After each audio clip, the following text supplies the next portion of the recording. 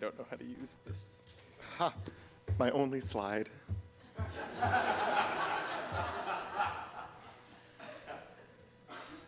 I like my work very much. When I was 7 years old, I watched as an ant carried a leaf back to its colony. It also carried my attention. When I was 7 years old, an ant captured my focus. It took it back to the other ants, and they chewed it up. Chewing increases surface area.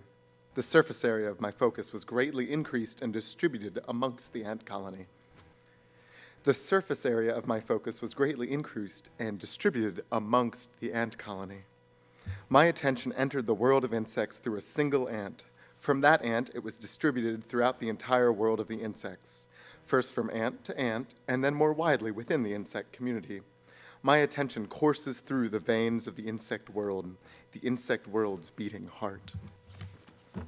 So, my senior project is called Cultivating Compassion, a study in cultivating narrative awareness.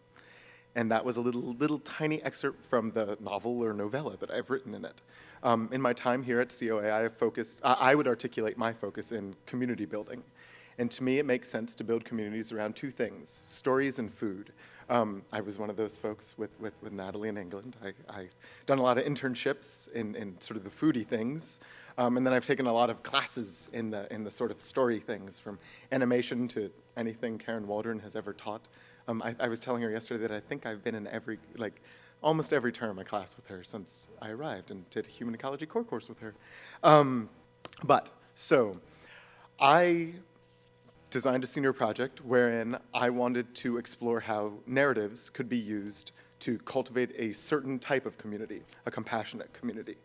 I went about, I started doing the work, and I discovered that there was sort of an issue with my project. I didn't actually discover it.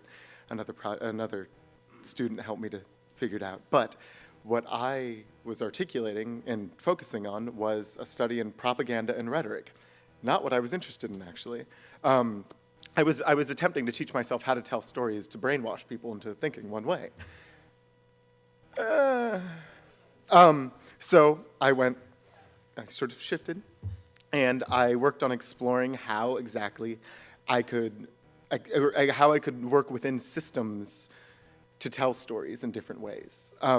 Something that I noticed in my senior project, just a brief note about my novel. My novel isn't actually a documentation of my work, but was the means with which I did my exploration. So I was doing a lot of research and then writing. A lot. You can read it. I can email it to everybody.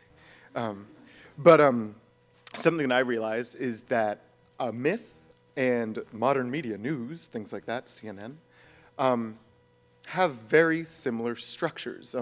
If you read books by Noam Chomsky about propaganda and you read books by anybody about myth, you realize that the mechanics of how these stories function seem to be very similar. Where they differ, however, I think, is in their production, distribution, and consumption. It's weird to break down stories like that. But if you think about news media, there's a producer out there somewhere in the world filming the news, editing it, and then they give it to a television agency. Sometimes they're very closely linked. And then they display it, and we sit there passively and watch it. And it comes to us, and we then interpret it and gossip about it and schmooze, and things happen, and change is had, and hope is had, and whatnot. So the viewer isn't very involved in every process. The difference with old-timey myths, things like that, Beowulf, was that it was a co-creative process. The distribution, the production, and the consumption was all within the community. What I'm interested now in continuing exploring is exactly how to work with modern media and news and the internet and Twitter and the Facebook and things like that to make it, once again, a co-creative experience, or at least more of a co-creative experience. And that's something I'm really excited to continue doing here. I'm happy to talk more or answer any questions, but to cut it short, I can stop. I could also read a tiny another excerpt, if anybody would like. This is actually from pages and pages away, but it reads very similarly, so bear with me. It's called the beating heart part. An ant carried a leaf back to its colony. Another ant carried my focus. An ant captured my focus and brought it to the other ants so they could chew it up. Chewing increases surface area.